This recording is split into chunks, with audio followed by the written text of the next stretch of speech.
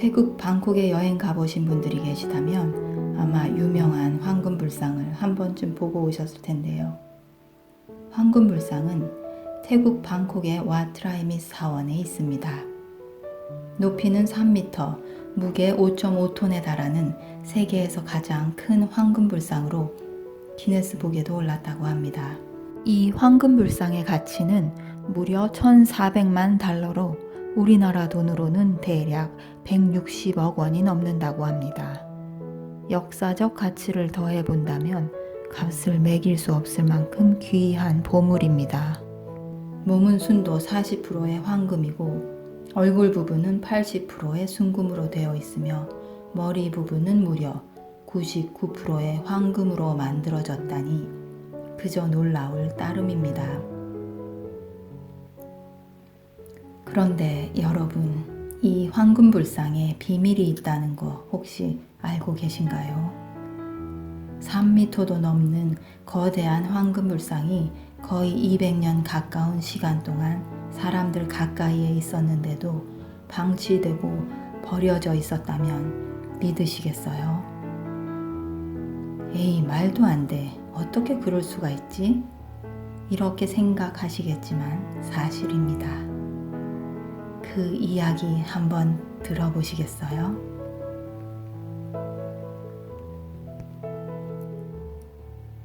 (1955년) 어느 추운 겨울날 한 스님이 절 마당을 청소하고 계셨습니다. 그 절에는 아주 커다란 불상이 있었지요. 황금으로 만들어졌냐고요? 아니요. 그 불상은 볼품없는 투박한 모양으로 석회 반죽으로 만들어진 데다가 너무 커서 절의 내부에 모실 수가 없었습니다. 그래서 20년 가까이 임시로 만든 가건물에 거의 방치되다시피 보관되어 왔습니다. 스님께서 평소처럼 석회로 만든 불상 밑에 앉아서 기도하고 계시는데 갑자기 공무원 몇 명이 들어와서 얘기합니다. 스님, 이 절은 철거 대상입니다. 새로운 고속도로가 현재 이 절이 있는 자리를 지나가게 되었으니 서둘러 이전 준비를 하십시오. 스님은 놀라고 당황하였습니다. 하지만 당국의 지시에 따를 수밖에 없었습니다. 다른 불상과 함께 석회 불상도 옮겨지게 되었지만 워낙 크기가 커서 밧줄과 도르래로 불상을 들어 올려서 이동하기로 했습니다. 그런데 불행히도 불상을 옮기던 도중 그만 불상이 땅에 떨어지는 사고가 발생했습니다. 이 사고로 작업은 중단되고 더 이상 진행할 수가 없게 되었습니다. 그날 밤 걱정이 된 스님이 손전등을 들고 불상을 살피러 나왔습니다. 불상은 여기저기 금이 가고 쪼개져 있었습니다. 어린 나이에 이 절에 오신 스님께서는 늘 이 커다란 불상 아래 앉아서 기도하며 마음의 위로와 평안을 찾았는데 이제는 더 이상 그럴 수가 없다고 생각하니 스님의 마음은 찢어지게 아팠습니다. 그런데 눈물을 훔치며 갈라진 불상을 어루만지던 스님의 눈에 이상한 빛이 들어왔습니다. 불상의 깨어진 틈에서 아주 선명하고도 강렬한 빛이 새어나오고 있었습니다. 그 빛은 스님 평생에 처음 본 이상하고 신비스러운 광경이었습니다. 호기심을 이기지 못한 스님은 끌을 가지고 금이 간 틈을 깨기 시작했습니다. 그러자 조각난 불상의 석회 반죽 조각들이 하나 둘 떨어져 나가기 시작했습니다. 마침내 그곳에는 더 이상 석회로 만든 진흙불상은 온데간데 없이 사라지고 없었습니다. 대신 그 자리에는 크고 웅장한 황금불상이 화려하고 영광스러운 자태를 빛내고 있었습니다. 스님은 자신의 눈을 믿을 수 없었고 기쁨과 경이로움으로 그 자리에 주저앉아 어린아이처럼 흐느껴 울었습니다. 다음날 아침 전국에서 많은 사람들이 이 놀라운 황금불상을 구경하러 몰려들었습니다. 어떻게 이런 변신이 가능한 걸까?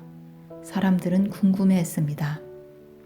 곧바로 전문가들의 조사가 시작되었고 다음날 다음과 같은 결론이 났습니다. 불상은 사실 흙으로 만든 석회불상이 아니었습니다. 처음부터 황금으로 만들어진 황금불상이었죠. 그러던 중 18세기 버마 군대가 제국을 침략해왔고 그들은 사람들을 학살하고 황금과 보물을 약탈해갔습니다. 그러자 이 황금불상을 지키고 보호하고 싶었던 이 절의 스님들은 기발한 아이디어를 생각해냈습니다. 침략자들이 절에 들이닥치기 전에 스님들은 황금불상에 검은 오칠을 한 후에 흙과 석회를 반죽해 덧씌우기로 한 것입니다. 버마 군인들은 절에 쳐들어와서 스님들을 학살하고 값이 나가는 보물들을 챙겨갔지만 이 크기만 커다란 볼품없는 불상은 거들떠 보지도 않고 떠나갔습니다. 세월은 흘러 수십 년, 수백 년이 지나고 세대가 바뀌어 갔습니다. 그리고 이 불상의 비밀을 아는 사람은 아무도 남지 않게 되었죠. 그렇게 황금불상은 1955년 운명의 아침이 다가올 때까지 200년 동안이나 석회불상으로 남아있게 되었습니다. 여기까지가 황금불상의 숨겨진 비밀에 관한 이야기였습니다. 그렇다면 이 이야기가 주는 메시지는 무엇일까요? 제 생각에 메시지는 매우 간단하고 확실합니다. 당신이 누구라도 당신의 내면에는 황금 부처가 있습니다. 그렇습니다. 당신 안에는 순수하고 장엄하고 빛나는 아름다운 내면의 부처가 숨겨져 있습니다. 그런데 혹시 당신은 바깥 세상으로부터 자신을 보호하고자 두려움과 죄책감과 의심이라는 두꺼운 진흙을 겹겹이 발라 당신의 빛나는 내면의 부처를 가리고 있진 않으신가요? 혹시 당신은 부정적 사고와 결핍으로 인해 생겨난 자아상으로 당신의 빛나는 내면의 보물을 덮어버리지 않았나요?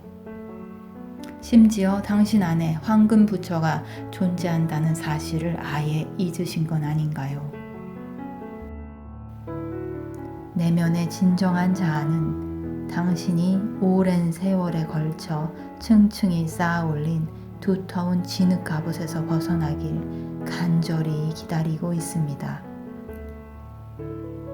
당신의 순수한 내면의 본질은 가짜 껍데기의 굴레와 한계로부터 벗어나 진정한 자유를 누리고자 당신에게 그토록 오랫동안 간청하고 있는지도 모릅니다. 당신의 내면에는 순수한 황금 부처가 존재하고 있습니다.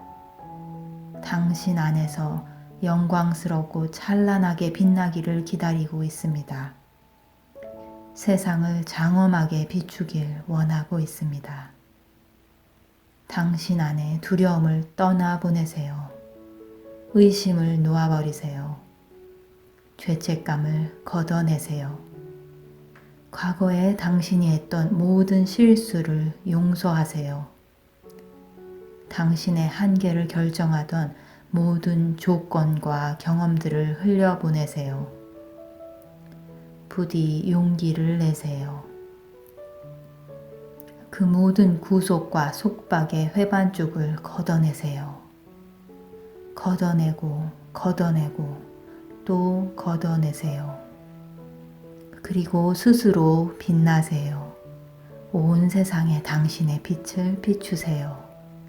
사랑으로, 열정으로, 환희로 빛나세요.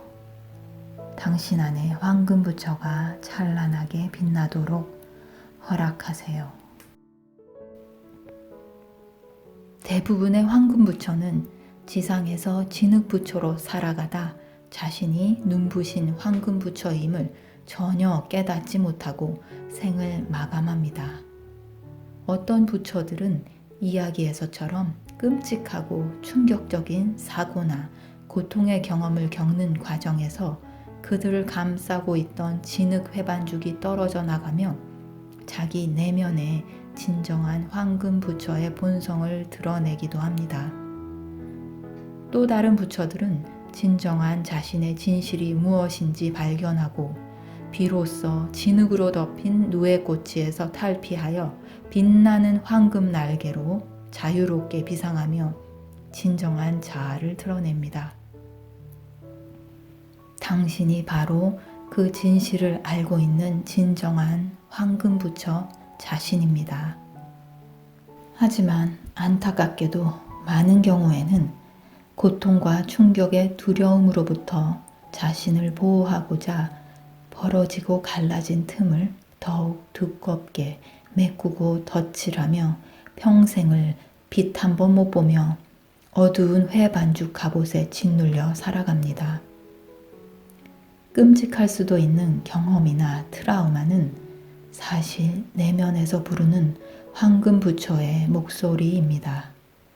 당신이 정말 누구인지 알려주고자 하는 진정한 나 자신의 목소리를 부디 외면하지 마시기 바랍니다. 이 이야기에 나오는 스님처럼 용기를 내어 자신을 꽁꽁 싸맨 스스로의 감옥을 깨부수고 탈출해 진정한 자유와 평화를 누리는 삶을 사시기 바랍니다. 오늘의 이야기는 여기까지입니다. 들어주셔서 감사합니다. 사랑합니다. 당신을 축복합니다.